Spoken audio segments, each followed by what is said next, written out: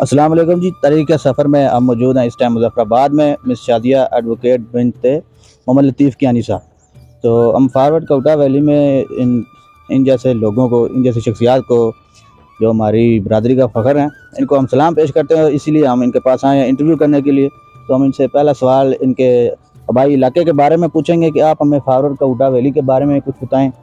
ये किस जगह वाक़या है, इसका महल वक़ूअ क्या है और इसकी वजह तस्मीयत है? जी, पहले तो आपका मैं बहुत-बहुत शुक्रिया अदा करती हूँ कि इतना तवील सफ़र करके और काफ़ी दिनों से आप जो है वो अपनी फ़ैमिली, और ये बहुत बड़ी बात है कि इस यंग एज में ये सोच होना, जो मेरी अपनी भी सोच थी और मैं उसके मुताबिक ही चल रही हूँ कि अपनी बरादरी को, अपने लोगों को साथ लेके चलना।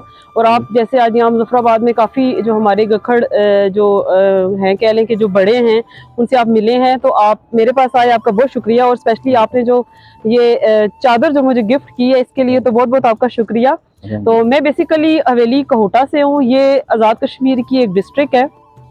और बाग से पहले ये बाग और हवेली जो है वो एक ही डिस्ट्रिक्ट थी। तो ये कुछ सालों से फिर ये ज़ाहिर सी बात है, इंतज़ामी मामलात बहुत सी चीज़ें हैं, तो उस वजह से फिर एक अलग डिस्ट्रिक्ट इसको बना दिया गया। तो मेरा ताल्लुक वहाँ से है। हम लोग माइग्रेट हो गए थे 87-88 में वाकैंट, वहाँ रहे, मैंने पढ़ा वाकैंट में ही है, मेरी एजुकेशन उधर ही हुई, कॉलेज, यूनिवर्सिटी, जॉब भी वहीं की। 2016 में जो है मैं मुज़फ़्फ़राबाद शिफ्ट हुई थी एज अ लॉ स्टूडेंट। उस वक्त तक मैं कर चुकी थी एमएससी मास कम्युनिकेशन में। तो साथ मैंने फिर यहाँ पे अपनी जो स्टडीज़ की जारी रखी, और साथ साथ जो as a founding member Tehreek Insaf Azad Kashmir जो है, मेरी जो एक्टिविटीज़ थी वो ज़ाहिर है सारी आज़ाद कश्मीर के अंदर ही थी। तो मुझे इधर मुज़फ़्फ़राबाद जो है वो शिफ्ट होना पड़ा। मतलब कह लें कि आप हवेली से वाकैंट और वाकैंट से फिर वापस आज़ाद कश्मीर के कैपिटल में। हाँ, ये ठीक हो गया। ये मेरा एक शॉर्ट सा तारुफ। जैसा कि आप सब जानते हैं कि गखड़ तारीख में ख़वातीन का भी एक बड़ा किरदार रहा है। मशहूर रानी मंगो जिन्होंने पोठवार पे हुकूमत की। उसके अलावा हमारी आजकल की मिस नायला कियानी है। फिर उसके बाद हम देखते हैं कि अदिका कियानी साहबा ने सैलाब ज़दगान के लिए किस तरह अपना किरदार अदा किया और बरादरी का सर फ़ख्र से बुलंद किया। तो इसी तरह हम आपसे पूछेंगे कि आपने अपना तालीमी सफ़र किस तरह शुरू किया और किस तरह आपने अभी तालीम मुकम्मल की? अभी आप जी, एडवोकेट ऐसा हैं। है एक्चुअली मैंने जो सेकंड ईयर तक रेगुलर पढ़ा, और उसके बाद ये था कि क्योंकि हम यहाँ से जो कश्मीर से माइग्रेटेड लोग होते हैं, शहरों में जाते हैं, ज़ाहिर है बच्चों की अच्छी एजुकेशन के जी, लिए जी। जाते हैं।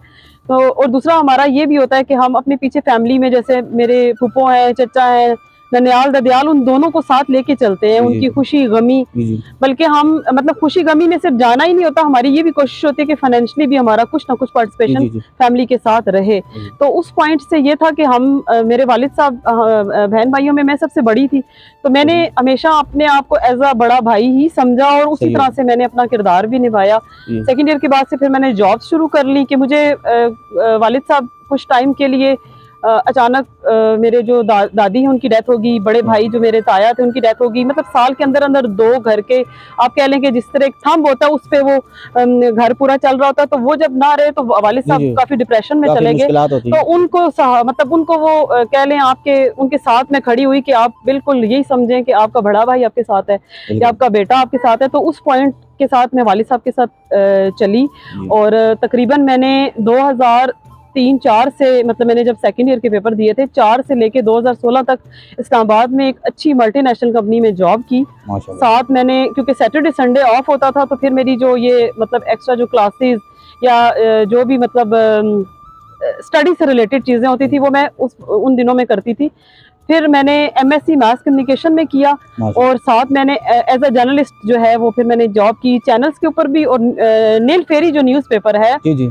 उसका नाम भी मैंने रखा था। और निसार कियानी साहब जो हैं वो, आप कह लें कि मेरे आर्टिकल राइटिंग जो सीखी है वो मैंने उनसे सीखी, और मेरे उस्ताद कह लें आर्टिकल राइटिंग में, बल्कि उनका नाम अच्छा हुआ कि मुझे इसी उससे लेना याद आ गया। तो नील फेरी न्यूज़पेपर हमने स्टार्ट किया।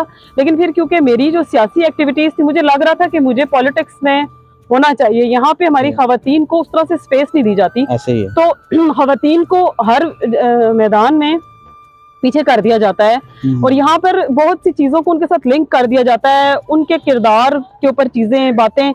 और फिर आपको पता है मैं फिर गखड़ बेटी, मैं तो पीछे हटने वाली नहीं। ऐसे ही मेरे है। अपने लोगों ने भी कुछ चीज़ें शुरू में जब आप स्टार्ट ले रहे होते हैं, जी, तो ऐसे ही। आपको तब वो चीज़ें की जाती हैं, सिर्फ आपको परेशान करने के लिए कि आप हिम्मत हार जाएँ। लेकिन और ये चीज़ें सिर्फ मुझे हवेली से हुई। और बहुत करीबी रिश्तेदारों में से हुई, दूर से नहीं हुई। मैं गलत बयानी नहीं करूंगी, यहाँ मुजफ्फराबाद में मुझे रहते हुए 7-8 साल होने वाले हैं और मुझे पूरा मुजफ्फराबाद ऐसे लगता है कि मेरा अपना घर है। बड़ी बात। मतलब कियानी फैमिली से हट के बाकी सब लोग भी बहुत कोऑपरेटिव, और मेरा ख्याल है कि ये आपका अपना भी बिहेवियर होता है, जी। आप किस तरह से लोगों से। तो यहाँ पे मैं नाम लूंगी जरूर अशरफ कियानी साहब का, जो यहाँ पे रेडियो पे आपने एक आज बड़ा दिन नाम में है मुजफ्फराबाद। सुना होगा। तो उन्होंने जब मैं यहाँ आई तो मेरी एक इंट्रोडक्टरी एक प्रोग्राम रखा, और कम से कम 250-300 लोग उनके अपने जो हलके के थे और मुजफ्फराबाद के थे उनको खाना दिया, सिर्फ अपनी इस गखड़ बेटी को इंट्रोड्यूस करवाने के लिए। तो जब उनकी डेथ यहाँ हुई तो ताज़ीती रेफरेंस उनके कोलीग्स ने करवाया, लेकिन मेरी ये ख्वाहिश थी कि गखड़ों की तरफ से एक ताज़ीती रेफरेंस होना चाहिए। जी बिल्कुल। तो वो हमने किया, अल्हम्दुलिल्लाह बड़ा अच्छा वो रहा। और वो एक, आज मैं उनकी फैमिली के साथ इस तरह कनेक्टेड हूँ कि जैसे मैं उनकी भी बड़ी बेटी हूँ। तो ये सारी मेरी जो है वो शॉर्ट सी स्टोरी। और अभी मैं हाई कोर्ट की प्रैक्टिस हाई कोर्ट की कर रही हूँ, legal advisor local government local board भी रही हूँ, तो वो जिम्मेदारियां भी साथ निभा रही हूँ। और उसके अलावा डिस्ट्रिक्ट कोर्ट की भी प्रैक्टिस साथ साथ, हवेली में भी मैंने अपना ऑफिस सेटअप बनाया, लेकिन थोड़ा सा मुश्किल है हाई कोर्ट की प्रैक्टिस की वजह से वहाँ टाइम देना। जी जी। मैं आपको बताऊं कि हमारी जमीन का वहाँ पे, मैं एक ये भी चीज इजाफी बताना चाहूंगी कि पहला केस हवेली में मैंने अपनी जमीन का ही, अपने ही फैमिली के ही कुछ लोग थे, कुछ मामला अपने वहाँ पे घर से आपको शुरू पता किया ही आपने है, प्रैक्टिस? घर से शुरू की, और वो तकरीबन विद इन 2 और 3 मंथ्स वो केस हम सॉल्व हुआ। दीवानी मामला था, आपको पता है सालों के साल लग जाते हैं। 194 कनाल से ज्यादा रकबा था, जो मेरे वालिद साहब और उनके कजन्स बीच में शामिल, उनका हमारा मुश्तरका था वो मामला। और ये भी अल्लाह पाक ने मुझे ये एजाज दिया कि एज ए एडवोकेट वहाँ पे मेरा नाम ही लिखा हुआ है। जी मिस शादिया, आप मैं फॉरवर्ड कोटा के जो गखड़ हैं वहाँ पे जो आबादी है गखड़ों की, उनके बारे में बताएं, उनकी क्या हिस्ट्री है?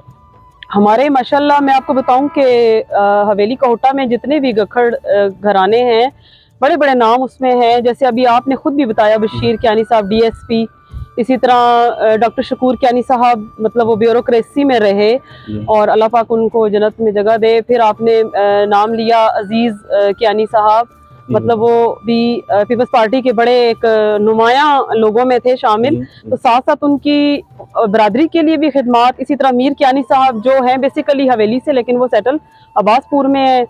इसी तरह बहुत से नाम हैं। मास्टर नज़ीर कियानी साहब, उनका भी एक बड़ा एक नाम है मेरे, मतलब वो भी दादा लगते हैं। तो मतलब ये काफ़ी सारे हमारे जो बुजुर्ग हैं। इसी तरह और भी कुछ नाम हैं जो इस वक्त टाइम की शॉर्टेज है, लेकिन मैं यही बताना चाह रही हूँ कि हमारे जितने भी बरादरी के लोग हैं वो हर शोबे में नुमाया हैं। हमारे बल्कि एक कमिश्नर साहब हैं, वो भी हवेली से हैं, रावला कोट में उनकी है पोस्टिंग। तो हमीद कियानी साहब वो भी बेसिकली हवेली से हैं। मैंने आपको बताया कि काफ़ी नुमाया नाम है। फिर इसी तरह जो डॉक्टर शकूर कियानी साहब हैं, उनके एक बेटे हैं, वो यहाँ पे डिस्ट्रिक्ट कोर्ट IT सेक्शन के जो हैं वो हेड हैं। इसी तरह एक नज़ीर कियानी साहब हैं, वो प्रिंसिपल हैं, उनके बेटे हैं, वो यहाँ SCO में जो है वो, मैंने बल्कि अभी थोड़ी देर पहले आपको इंट्रोडक्शन भी करवाया था कि आप बता रहे थे कि हवेली से कोई और जो लोग हैं, तो वो भी यहाँ पे SCO में एक नुमाया पोस्ट पे हैं। और अगर किसी भी शोबे में रह के अगर आप अच्छी कारकर्दगी, अच्छा काम कर रहे हैं, तो आप अपनी बरादरी को ही प्रमोट भी कर रहे हैं और एक नेक नाम ही कमा रहे हैं अपनी बरादरी के लिए। तो ये सारे नाम। इसके साथ आप मुझे बताएं कि हवेली फॉरवर्ड कोटा में कोई तारीखी मकामात है, कोई विजिटिंग प्लेसेस है, या हमारे जिंदगियों का एक लाजमी जुज़ है औलिया कराम? जी जी बिल्कुल है तो बताएं। देखें, वैसे भी कश्मीर में मैं आपको बताऊं कि पूरे आज़ाद कश्मीर में बेशुमार इस तरह की ज़ियारात और मकामात हैं। हवेली के जो हैं वो मैं आपको बताऊं कि बदाल शरीफ, इसी तरह हाजी पीर, और एक जो बिल्कुल ये सैयद अहमद अली शाह बुखारी साहब की एक मज़ार है बिल्कुल कोटा बाजार के साथ। तो ये बड़े आप कह रहे हैं कि करामात वाले लोग थे। और अभी स्टिल बदाल शरीफ सरफराज शाह साहब, तो बल्कि मैं अभी कोई 3-4 महीने पहले मैं गई थी उनके पास और उनसे दुआ करवाने। तो उन्होंने अपनी पॉकेट से पेन निकाला, मुझे कहते हैं कि ये मेरे लिए एजाज की बात है कि उन्होंने कहा कि ये जो मैंने कहा सर बस मुझे ना अजीब सा, पहले मैं हर छोटी छोटी चीज़ों के ऊपर इतनी परेशान नहीं होती थी, तो मुझे अब थोड़ा सा लगता है कि जैसे ना, मतलब मैं थक गई हूँ मुकाबले कर के बीइंग अ फीमेल। तो उन्होंने मुझे कहा कि जब जहाद के लिए आप निकलते हैं ना, तो मैं ये जो बैठा हुआ हूँ यहाँ लोगों के मसाइल हल कर रहा हूँ, उनको कर रहा हूँ, तो ये भी एक जहाद है। और जो आप कर रही हैं, मैंने उन्हें कुछ नहीं अपनी हिस्ट्री बताई, कोई बात नहीं की, पहली दफ़ा उनके सामने गई, तो उन्होंने कहा ये जो आप कर रही हैं ये भी जहाद है। तो पेन निकाला अपनी पॉकेट से, मुझे दिया कि ये पेन आपने हमेशा अपने पास रखना है। वो पेन मैंने अपनी कोट की जेब में लगाया हुआ है। तो ये मेरे लिए एजाज की बात है। तो इसके अलावा जो आप तफरीही मकामात की बात कर रहे हैं, नील फेरी, जी उसके बाद ये तो अभी हमने पिछले अरसे में एक जी, इवेंट भी कराया, बहुत अच्छा उसमें इवेंट हजारों हुआ की था। तादाद में लोग गए। उसके बाद आपका जो है वो हाजी पीर है, जी लसडना जो है वो बाग के साथ भी लगता है और इधर से हवेली के साथ भी, तो वो सही भी है, एक तरह का आप कह लें कि हवेली ही का हिस्सा है। हिस्सा है। जी और गेट वे है हवेली का, और बाग से आप जब जाते हैं, जी दूसरा रास्ता ये अब्बासपुर से है, लेकिन उसका गेट वे है। इसी तरह मैं आपको बताऊं कि जो भेड़ी है, भेड़ी तो उस वक्त जब श्रीनगर, मतलब दोनों कश्मीर एक ही थे, एक ये ही तो थे। 47 के बाद जो है जी सेपरेट होके आजाद कश्मीर बना और वो मकबूजा जी कश्मीर कहलाता है। तो उससे पहले ये था कि भेड़ी जो था गेट वे था बिटवीन श्रीनगर और इस कश्मीर के। ठीक हो तो बल्कि थाना एक था जो भेड़ी में होता था। तो श्रीनगर और यहाँ के जो ये आज़ाद कश्मीर वाला जो इलाका है, इन दोनों के वो कह लें जैसे जुरिस्डिक्शन होती है वो एक थाने की या कोर्ट की, जो जी इस जी एरिया तक, तो वो पूरी फैली हुई थी श्रीनगर से लेके हवेली तक। हवेली तो मतलब ये ठीक हो इकट्ठे। तो ठीक ये हो है। उसके बाद आपकी ये आबशारें हैं हमारी, काफ़ी मशहूर आबशारें। छम आबशार आपने जी ये पिछले अरसे में देखा होगा, उधर भी जी काफ़ी जी इवेंट्स वगैरह भी हुए हैं, जी लोग जाना शुरू हुए हैं और टूरिस्ट की एक खासी तादाद जो है पिछले कोई 2-3 सालों में जी जी वहाँ पे जा रही है। और मतलब आप कह लें कि तारीखी मकामात भी हैं और तफरीही मकामात भी हैं। ठीक हो गया जी। बस आप जैसा कि आप वकील है, तो एक अच्छी जगह पे गवर्नमेंट के साथ भी आपका तलक रहा है, तो हम ये सवाल करते हैं कि आपकी गठर बरादरी के लिए, अपनी बरादरी के लिए क्या खिदमात हैं? हाँ जी, कोशिश तो मैं बहुत करती हूँ कि मैं अपने लोगों की खिदमत कर सकूँ, पर हमारे यहाँ मैं बताऊँ आपको मज़े की बात, सारे ही फन्ने खान हैं। वो मतलब उनको ये वो कोशिश है। और मैंने आपको बताया कि जब मैंने प्रैक्टिस मेरी स्टार्ट की एज अ एडवोकेट, मेरा लाइसेंस हुआ, तो सबसे पहले मैंने थ्रू सोशल मीडिया, गखर बरादरी का तो स्पेशली कहा, लेकिन मैंने अवामुन्नास के लिए कहा था कि जिसको लगता है वो फीस नहीं अदा कर सकता या कर सकती, तो वो मेरे पास आए। तो इंशाल्लाह मेरे वालिदैन ने, स्पेशल मेरी वालदा ने मुझे ये कहा था कि आपने जो है वो मतलब बगैर फीस के भी ना, अगर आपके पास कोई ऐसे मजबूर बंदा या बंदी आ जाती है तो आपने उनका काम करना है। मेरी वालदा की ये मुझे एक एडवाइस थी। तो उससे के अलावा भी मतलब मेरे खुद भी, मैं कुछ इसी नेचर की हूँ कि मैं किसी बंदे को परेशान या मजबूर देखूँ ना, तो मैं खुद भी इस चीज़ से होती हूँ। मैं जी कहती हूँ कि अगर मैं किसी के लिए कर सकती हूँ या अल्लाह पाक ने मुझे इस मुकाम तक लाया है, तो ये उसने लाया है अल्लाह पाक ने, तो उसकी मखलूक के अगर काम आ जाऊँ तो इससे कोई फ़र्क नहीं पड़ता। कि आपका जो इलाका वैली है उसमें वेलफेयर के क्या काम हो रहे हैं, अगर आप लोगों के तो क्या मुस्बजात हैं आइंदा? हमारे वेलफेयर के वहाँ पे कुछ बने हुए हैं गखड़ों के इस तरह के ऑर्गेनाइजेशन, जिसमें वो बच्चों की फीस जैसे फ्री, मतलब बच्चों को जो नहीं कर सकते मैनेज, तो मतलब उसमें भी मैं आपको बताऊं कि सियासी लोग कम ही हैं। जैसे मैं हूँ, मेरे साथ 2-4 और लिंक अप हो जाए और इस तरह से, तो वो लोग हैं जो इस तरह की चीज़ें चला रहे हैं। मैं अपना बताऊं तो मैंने जैसे कोशिश की कि मैं वेलफेयर का मैं फाइनेंशियली अगर पार्टिसिपेट नहीं कर सकती, तो अभी पिछले अरसे में भी 1-2 खवातीन थी, उनके कुछ इश्यूज थे, फैमिली का केस मामला था, तो मैं केस तक बात नहीं जाने दी। कोशिश की कि बैठ के उस मामले को अच्छे तरीके से जो है दोनों तरफ की पार्टियों को, बाजू का अना का मसला बना लेते हैं। तो मैं समझती हूँ ये भी एक तरह का ना रफ़ाए आमा का ही काम होता है। ये जो लोग सोचते हैं ना कि हमारे पास पैसा हो तो उसी से हम कर सकते हैं, मेरा ये, मैं नहीं इस चीज़ को मानती। मैं वहाँ गई, वहाँ पे खवातीन को ना मतलब किसी भी ये जो आप कह लें सियासी प्रोग्राम में या किसी भी एक्टिविटी में मायूब समझा जाता है जी खवातीन। हाँ, खवातीन सर पे घड़ा रख, वो गागर रख के मीलों चल के जाएं, वो हाथ ऊपर किए हुए वो चीज बेचती नहीं, वो घास काटे बेचती नहीं है। सड़क के किनारे वो घास काट रही होती है, सर पे रख के जा रही होती है, वो बेचती नहीं। हाँ, जहाँ वो अपने हकूक की बात करे, जहाँ वो अपने लिए कोई हक मांगे तो वो बेचती है, या वो मर्दों के बराबर, मतलब सियासत में आप देखें किसी भी शोबे में अगर खवातीन हैं तो उनको कोशिश की कि जब भी जाऊं मैं वहाँ पे, जो भी हमारी नुमाया, जो डॉक्टर कोई हो और भी हो, अपनी फैमिली से हट के भी मैं बीच में बात कर रही हूँ कि मैं कोशिश करती हूँ कि उनसे मिलूं, उनको अप्रिशिएट करूं, उनका नाम लिया, उसको शेयर किया, जिस भी शोबे में हो, मेडिकल में हो, वकला में हो, किसी भी हो। तो ये मैं कोशिश हमेशा करती हूँ कि जो मैं कर सकती हूँ, ये ना सोचूं कि हाँ मेरी जेब में पैसे हों तो मैं तभी किसी की रफ़ाई खिदमत अंजाम दे सकती हूँ। मेरे ख्याल से ये भी रफ़ाई खिदमत है कि आप किसी की हौसला अफजाई करें। अब कोर्ट्स में हमारी कियानी फैमिली की 2 बच्चियां आई, तो यहाँ पे चैम्बर्स में थोड़ा सा वो होता है बच्चियों को कि हम किन को ज्वाइन करें। ठीक है। तो मैंने उसको अपने साथ रखा, लेकिन मैंने उसको ये कहा कि मेरे पास इतने केसेस मतलब अभी नहीं, आप एक सीनियर के साथ उसको अटैच करवाया। एक जो है वो पिंडी गई हैं, तो वहाँ पे मैंने बताया कि जी आप फलां जो वकील साहब हैं उनके पास आप चली जाएं। तो ये चीज़ें भी छोटी छोटी जो होती हैं, मेरे ख्याल से ये भी उन्हीं रफाई कामों में आ ऐसे ही, जाती हैं। बिल्कुल अगर ऐसे आप, ये भी एक सदका जारिया होता है, जी अल्लाह पाक ने अगर आपको कोई इज्जत दी है, मुकाम दी है, तो आप जिस हद तक भी कर सकें काम करना चाहिए। जी, ऐसे ही है जी। अच्छे लोग वही हमारे शहर में जो दूसरे लोगों के खैर ख्वाह होते हैं जी। आखिर में मैं आपका शुक्रिया अदा करता हूँ कि आपने हमें वक्त दिया। आपका बिरादरी की ख़वातीन के लिए और बिरादरी के लिए क्या पैगाम है? बरादरी की ख़वातीन के लिए तो मैं कहूँगी कि आप देखें कि हदीका कियानी, उन्होंने जो बिल्कुल। शोबा अपनाया, उस शोबे में उनके लिए क्या क्या बोला गया, लेकिन उस खातून के शोहर ने उसे छोड़ा, उसने हिम्मत नहीं हारी। उसने एक बच्चा ज़लज़ले में यहाँ से अडॉप्ट किया। उस बच्चे, कहा गया, एक टाइम आया, कहा गया कि ये उसके लिए नामहरम है, उसने उस चीज़ को भी खातिर में नहीं लाया। और आज आप देखें कि कई सौ, वो उन मुलाओं से, उन हलवाखोर मुलाओं से, उन सियासतदानों से कई दर्जा ऊपर है वो खातून, और उसने वो घर बनाए हैं। उसके अलावा कितने वो रफ़ाई इदारे चला रही हैं। तो मेरा ख्याल है कि अल्लाह से वो ज़्यादा करीब है इन सब लोगों से।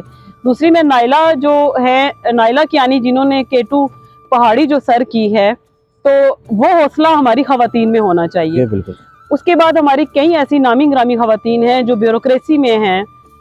तस्नीम तहमीना कियानी साहिबा एक हैं एबटाबाद से, वो पीटीआई की नुमाया जो ख़वातीन में ना वो आती हैं, और खान साहब की, और मैंने उनकी एक दो मीटिंग्स देखी, और जिस तरह से वहाँ पे वो पार्टिसिपेट कर रही थी, तो यकीन करें कि मुझे बहुत खुशी होती है। इसी तरह मैं चाहूँगी कि ज़िंदगी के हर शोबे में जो हमारी ख़वातीन हैं उनको नुमाया किरदार अदा करना चाहिए, कि जो गखड़ बेटियाँ हैं ये हिम्मत हारने वाली नहीं है। और ये बेटी भी आपके सामने खड़ी है, नामसाइद हालात, और आप कह लें कि फाइनेंशियली भी इतनी स्टेबल फैमिली से मैं नहीं थी, लेकिन मैंने हिम्मत नहीं हारी। आज अल्हम्दुलिल्लाह अल्हम्दुलिल्लाह एज अ जर्नलिस्ट अपने आप को मनवाया, एज अ पॉलिटिकल वर्कर अपने आप को मनवाया। वर्कर मैं इसलिए कहूँगी कि मैं लीडर नहीं हूँ, मैं वर्कर हूँ। और एज अ एडवोकेट भी अपने, मैं सीखने के उसमें हूँ, उसमें ये नहीं मैं कह सकती कि मैं बहुत सीख चुकी हूँ। एज अ एडवोकेट अभी मैं सीखने के मराहिल में हूँ, और कोशिश करूंगी कि इंशाल्लाह इसमें भी अपना जो है एक नुमाया जो है किरदार अदा कर सकूं। और आपका बहुत शुक्रिया कि ये बहुत बड़ी बात है कि जेलम से आप सफ़र करते हुए अपनी बरादरी के लोगों को ढूंढते हुए यहाँ तक पहुँचे हैं। और ये जज्बा मेरे में भी है, लेकिन बीइंग अ फीमेल कुछ चीज़ों की हमारे लिए थोड़ी रिस्ट्रिक्शन होती है, वो अपनी फैमिली को भी, आप सबको भी देखना पड़ता है। तो वरना ये चीज़ें, मेरी जो सोच थी उसको अमली जामा आपने पहनाया। तो थैंक यू सो मच। इसके साथ ही हम आपसे ज़्यादा चाहेंगे, तारीख का सफ़र जारी रहेगा। अल्लाह निगहबान।